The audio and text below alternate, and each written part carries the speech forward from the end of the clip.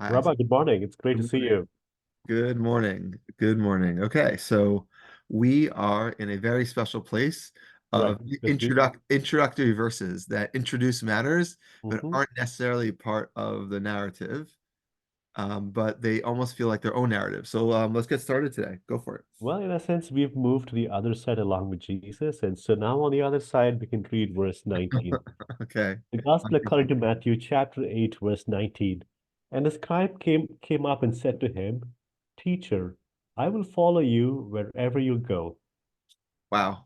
No one's ever said that to me, Isaac. Does anyone ever say that to you?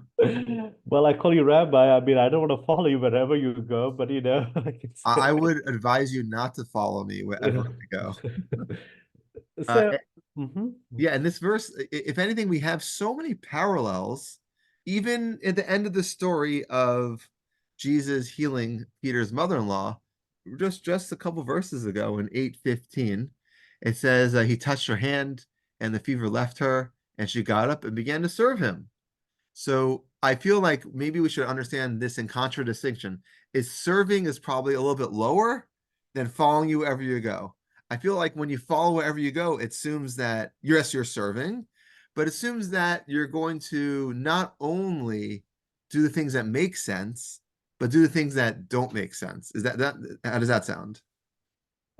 Yes, right. So when I look at this verse, the follow you is not the follow wherever you go is not what stands out. I am so surprised he called him teacher and not Lord. Because when you look at verse chapter 8, right? Chapter 8, verse, the first part of it where the leper came and fell down. He said, Lord, he called me Lord, if you will, you can make me clean. Lord means, again, Lord, at least in my mind, means a much higher person than being a teacher. Because, when I look at this, teacher could be any person.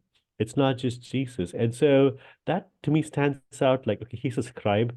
When I take a scribe, I take it he's a Pharisee, that he's well versed in the law. He's well versed in the law. And he called him teacher and not a law and not Lord. But the leper in chapter 8, verse 1 called him Lord. And so I was wondering, could you so Okay, it, so let's does go. scribe does scribe mean so when they use the word scribe, does it mean a Pharisee or is that a different sect? Is it a different group? And how do you think of this that he called him teacher and not Lord? Okay, so we have a lot of questions. So first, I just want to remind you, when he calls him Lord, that didn't mean God. That meant Mister.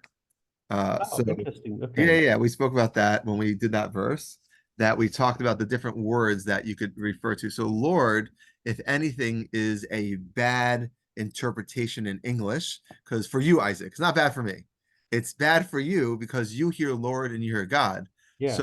if I told you in English the phrase, let's say Lord of the Manor, which is a very common phrase, probably more Victorian, but it's a phrase that you would hear in English, no one would think Lord of the Manor refers to God. So Lord historically just means master. So master and master historically means Mr. It's almost a phrase to show that you're showing respect to the person without knowing him too well. Lord What of the about, Manor is the guy who's in charge. yeah. Mister is the guy who I don't know, but I want to give a preface. I don't want to just say Isaac. I want to say Mr. Isaac. That's giving him a little more veneration and honor. Okay, so if that's Lord, then what's teacher? Right. Okay. So you are noting that Lord is not teacher. So first of all, I think it's appropriate to say when you don't know someone so well, you can say Lord.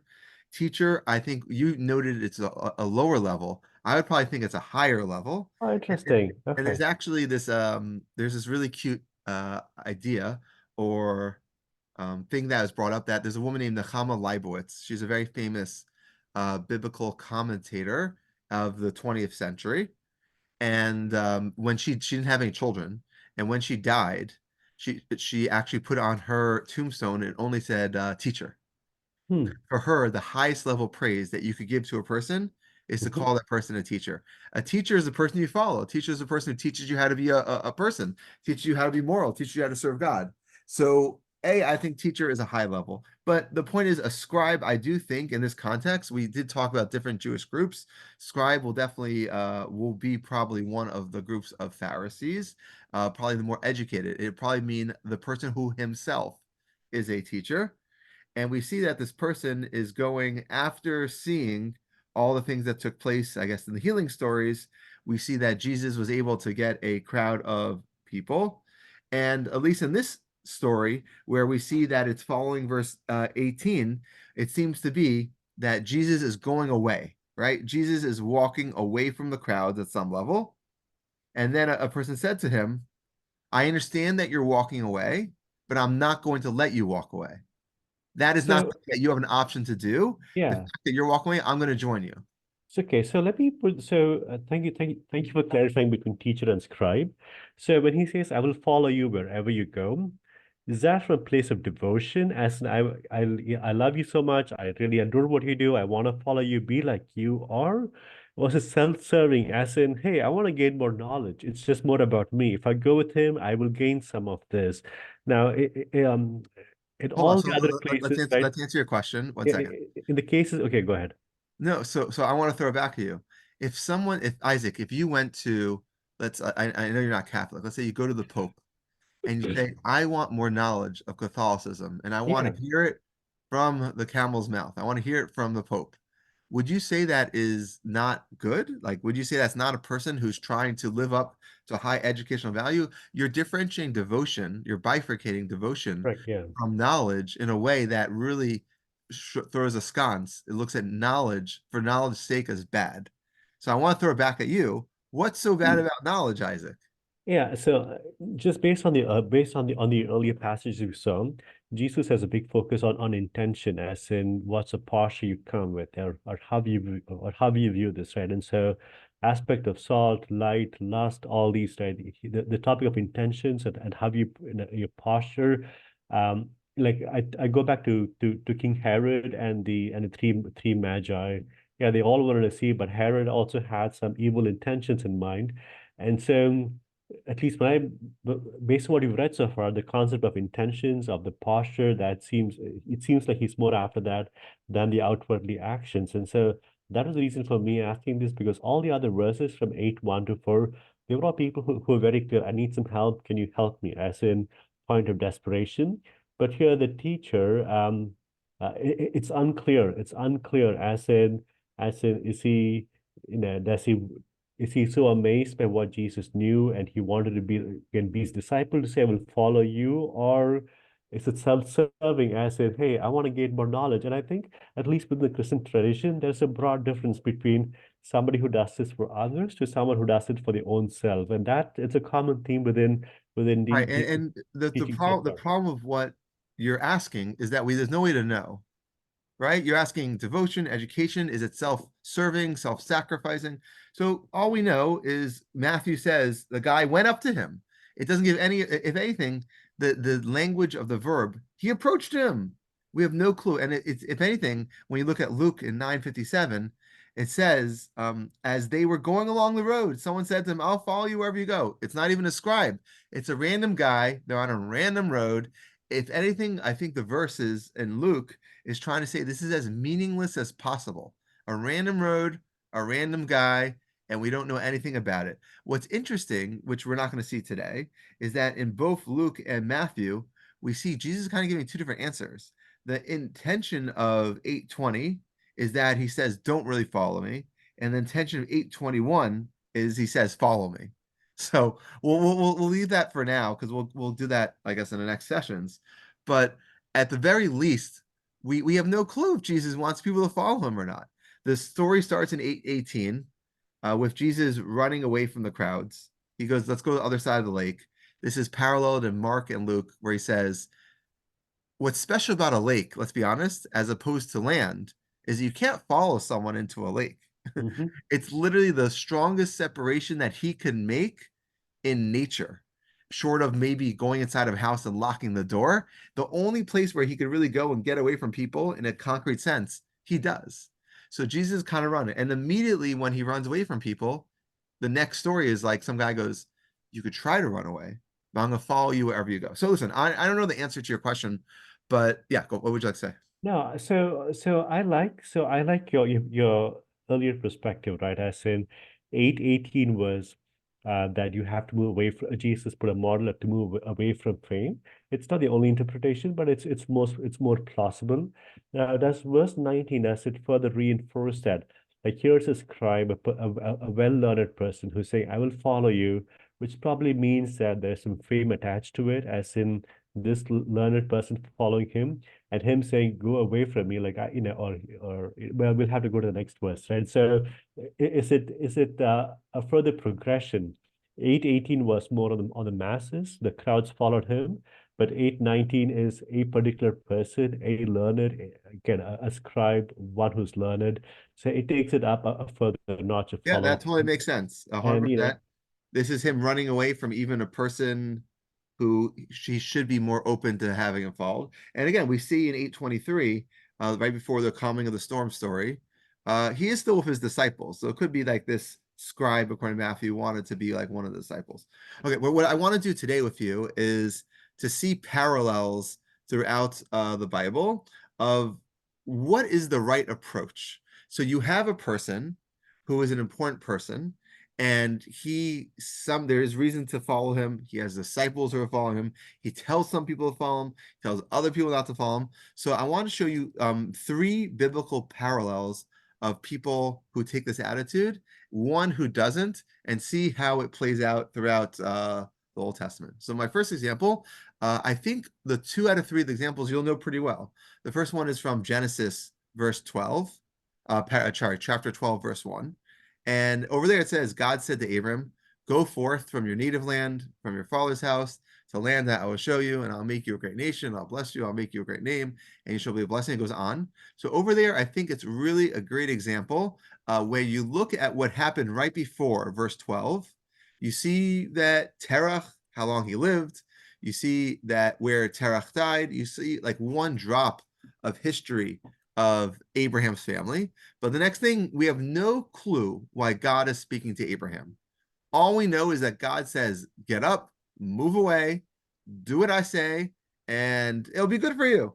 And Abraham could have said, are you sure? How do I know? This seems like a crazy idea. But instead, in verse 4, Abraham went forth as God commanded right away, gets Lot, gets up, and starts leaving and goes towards Haran. So this is, I think, the first model where we see that when a person is told to do something, there is no idea of questioning. This person just follows blindly because that is what a follower does. When God speaks to you, he is a follower of God's command. Okay. I learned something new for the first time today, and that is Terah. Wonderful. I didn't know that Terah is Abraham's father. Oh, So when okay. you said Terah, I had to look good. Who is Terah? Like Okay. who's this new character? Who's this And new I'll tell person? you the H at the end of his name is a tough one in English. In Hebrew, it's Terach. Terak. Okay, anyway, so I, So I it's learned hard. something So new that when you hear Terak is Terah, it's a hard name. Whenever you have those chuz, it's very difficult. so One of ter the things that I discuss with my wife is trying to make sure that none of our children have that ch sound, because in America it's impossible to say. So it's very difficult. Okay, but we can say this is God speaking. He follows blindly, he seems to be a good follower, but maybe that's only God. So in our next example, which is the one that I think you're gonna also be aware of, if you look at Ruth, which I would say in Hebrew Rus, but Ruth, and in the first chapter, verse 15 and 16, what we see is that Ruth was in a place where her mother-in-law decided that it was time to move back to Judea, and she had her two sons died.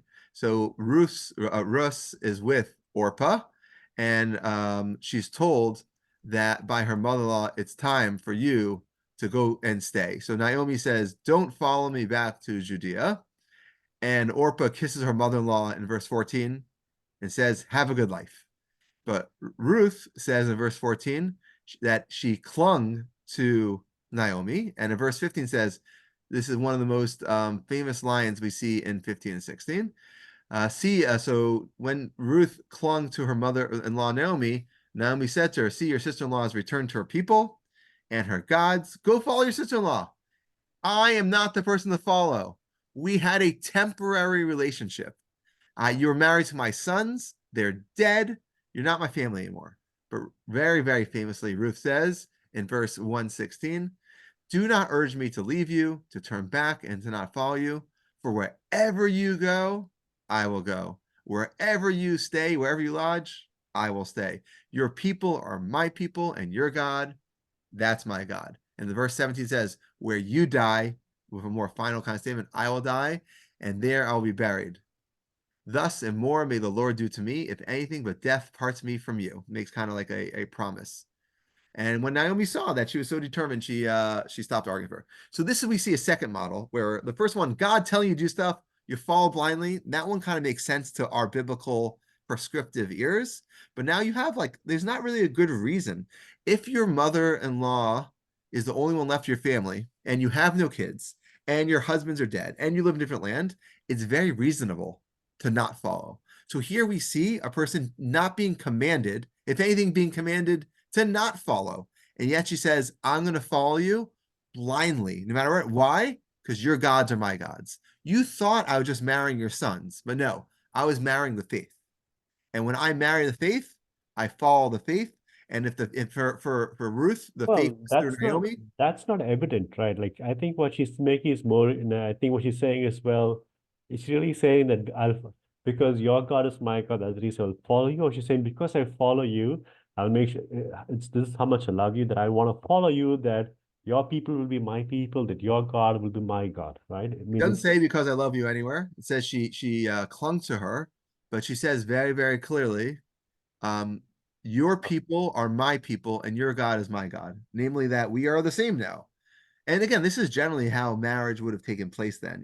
When you send your daughter off to another group, like you're part of that clan now. Anyways, so this I feel is a lower level than Abraham, but more telling that it's not God, it's a woman who follows blindly and wants to die where Naomi dies because there's a value in following. Okay, the third case, I thought you would have heard of these first two. The third one is a little more not abstract, but lesser known. It's in 2 Samuel 15 verses 19. And in that verse, that chapter has Absalom, David's king, take over Jerusalem. And David just didn't see it coming. David gets usurped kind of accidentally through Absalom's charm. And there in Absalom is David's son, right? yeah. Okay. And David decides to go into exile. And he decides to take the people of Jerusalem with him. And it says in verse 18, and all his followers marched past him, including all the Cherethites and the Pelethites and the Gittites, 600 men who had accompanied him from Gath, also marched with him. So this is a people who would not have been natural born regular Jewish Judeans. They would have been people who followed David after one of the wars. And David says in verse 19, and the king said to Ittai the Gittite, why should you two go with us? Go back and stay with the new king, namely Absalom, for you are a foreigner. You're not literally one of the regular people who live in Judah, not one of the 12 tribes. And you are in exile from your country. So why would you, who are already in exile in Jerusalem, go and now follow me, David, into a second exile? You should just take on the new king. You're not really part of this family politics, no big deal. And he replies, David goes on in verse 20, you came only yesterday. Should I make you wander about with us today throughout Israel? It makes no sense. When I myself must go wherever I can, I don't even know where I'm going. I'm just running into exile. Go back and take your kinsman with you in true faithfulness. Ittai replied, yeah, it's very Yeah, nice. this is very interesting, right? Yeah, I had not heard of this before. So Ittai replied in verse 21, and he says to King David, as the Lord lives and my Lord the king lives. So that's a classic swear pattern of language. In other words, I swear to you, wherever my Lord the king may be, there your servant Ittai will be, whether for death or for life. And David said to Ittai, then march by. And Ittai get up and all his men and all children who were with him marched by, and they all left together. So this is a third model where you're not really part of the team. This At least, sounds this sounds yeah. very similar with Ruth, right? This look Oh there's yeah, some 100%. I tried to put, if anything, anyone who reads this will get Ruth kind of vibes, for yeah. sure. And Ittai, very interestingly, did not lose his identity as a Gittite. Ruth, you could argue if Ruth loses her identity as a Moabite or not. It's a good question. It's a very famous question.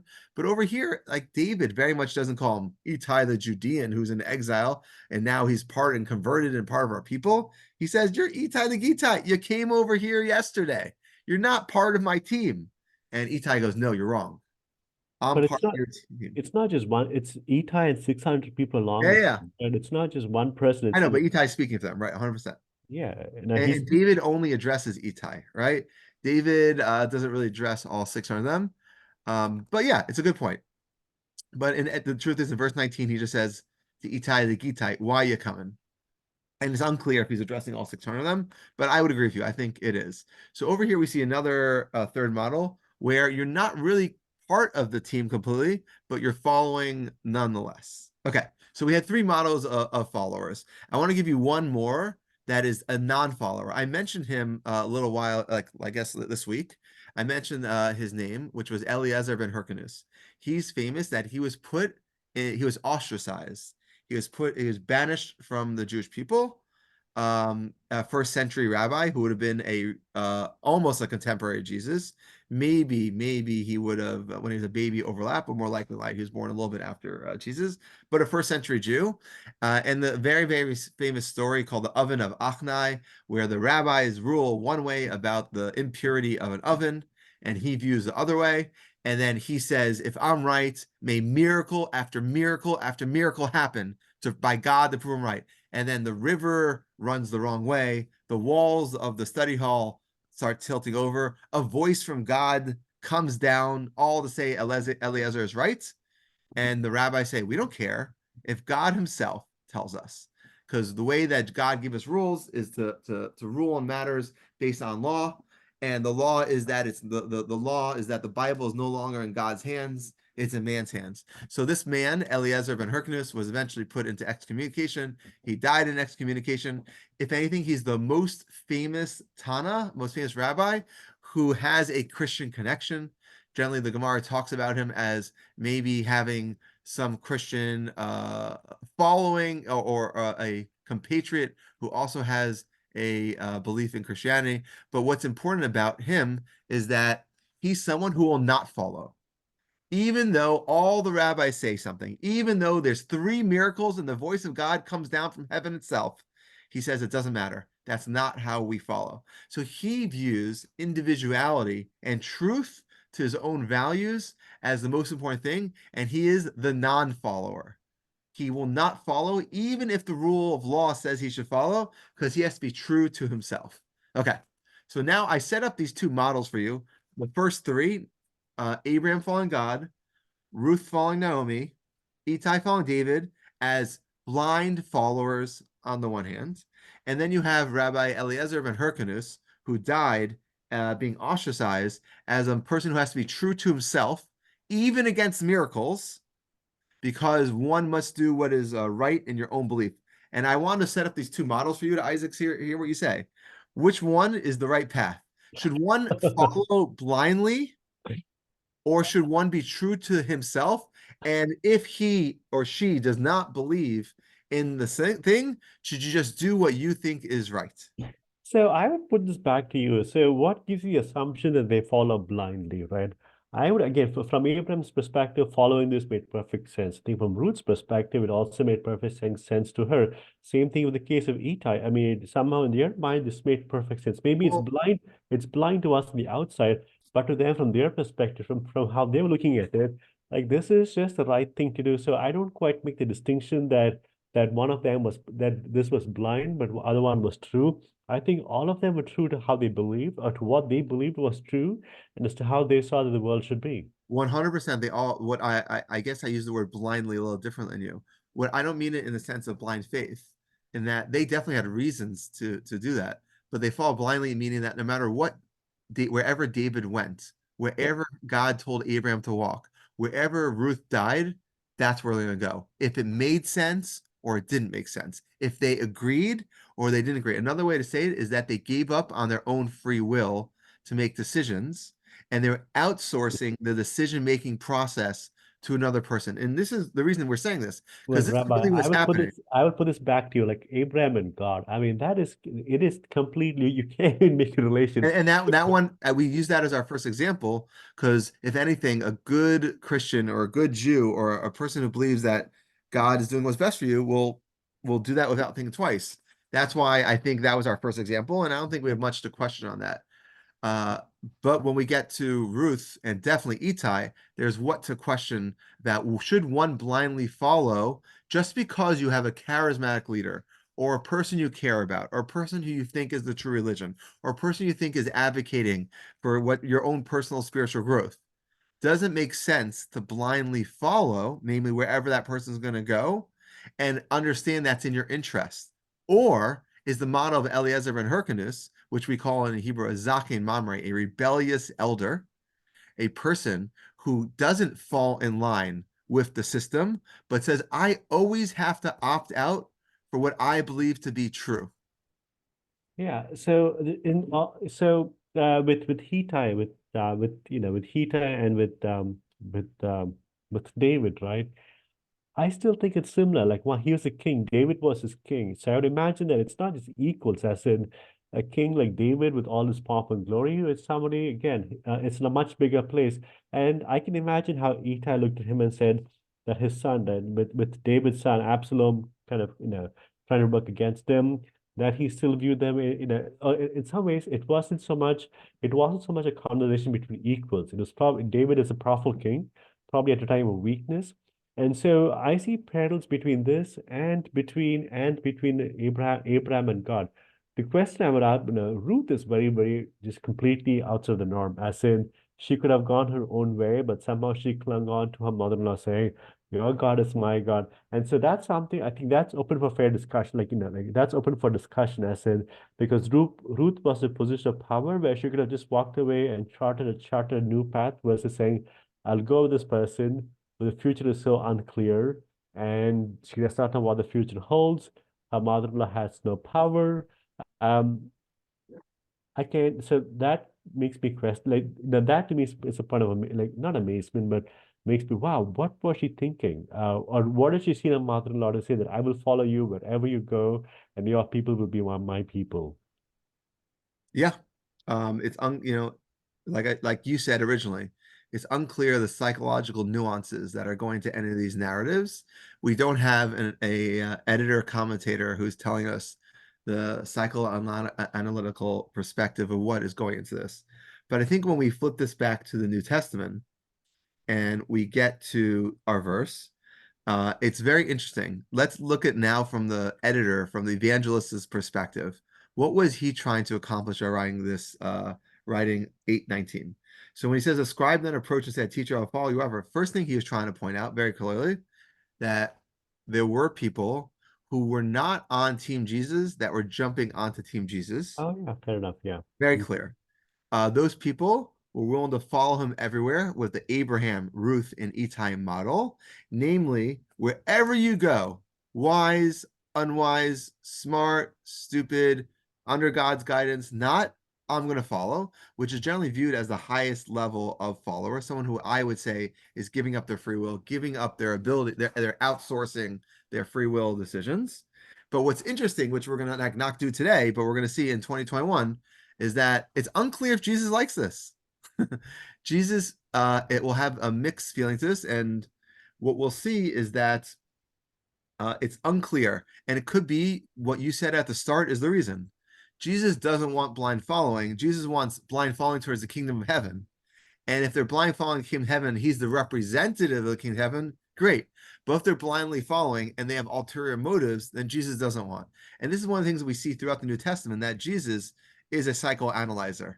He is a person who is worried about, again, I know we always have our list: Jesus the healer, Jesus the Messiah, Jesus the magician, Jesus, and now we should maybe add Jesus the Freud follower, the Yeah, so psychoanalyzer. so is it just taking his, you've highlighted that Jesus has focused on supererogation as in the extreme level.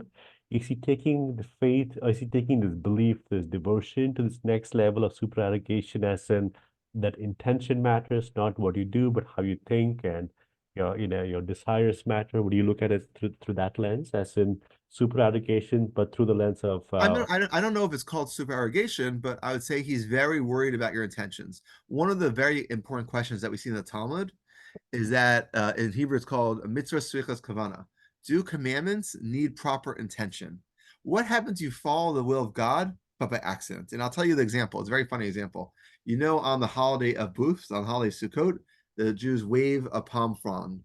You know, they do that. So the example that's offered is what happens if you wave the palm frond, but there's a fly in front of you, and you're not waving it to beseech God to give you more water, but you wave it because you're killing a fly. So Yeah. technically, you fulfill the will of God. God said, wave, I waved. But God said, wave in order to beseech God for water, and you're waving to kill a fly. So the Talmud is very uncomfortable with saying that we should psychoanalyze people. So the Talmud will say, like, your relationship with God is in your head, and there's really no real way that anyone outside could tell you what's happening in your head. The Talmud will be happy with saying and prescribing proper thought, but it'll say if you didn't have proper thought, that's between you and God to fix. There's no way that an outsider. It seems Jesus is 1,000 times more comfortable psychoanalyzing people, saying like, "Oh, maybe you don't have proper thought, or maybe you're doing this for the wrong reason." And if anything, we're going to see it looks like the way that Jesus saw that the scribe is that it looks like he wanted power or money or better things, and Jesus responds that you don't get better things. So it seems Jesus is very adamant that he's happy to say that I want followers, as we will see in verse 21, where he says, follow me. But oh, So sorry, can I, verse yeah, 22. Yeah. so as you outlined, as you highlighted, right? He has to focus on intention, on psychoanalyzing, and this person wanted something, Jesus didn't respond. His, his response may be vague. Do you see any distinction between this and 8 verse 2 and 3, where a leper says, Lord, if you will make me clean, he says, I will be clean. Like in that case, he does not question his intentions. He could have given him any reason, right? As in, he could have given him all sorts of vague reasons. Well, that's part of the Uh, healing stories. Like we don't know. Like again, at the end of the day, the healing stories from Matthew, from my perspective, are very important to set up Jesus as a miracle worker and a person who's impacting the masses. So you never know if he cares about the intentions. When that, for example, Peter's mother-in-law, maybe she had horrible intentions then, or Peter, as we pointed out, Peter's, this person who we have different mixed feelings towards throughout the New Testament. And we don't see him really checking out the crowds and saying, you're worthy, you're not worthy, you're worthy, you're not worthy. He's happy to just heal them all and not care about their consequent intentions. Okay, Isaac, I think on that note, Rabbi, thank you. I need to look up Abraham's father, Terah, right? I see. So it turns out he had 3 sons. I've heard of Lot, but Lot is the son of Haran, and he passed away. And the Itai story. This is remarkable. Itai with 600 people saying, "David, I will follow you wherever you go." yeah, 100%. Very, very interesting. Okay, Isaac, let you run. And Rabbi, on that note, have a great day. Thank you. yeah.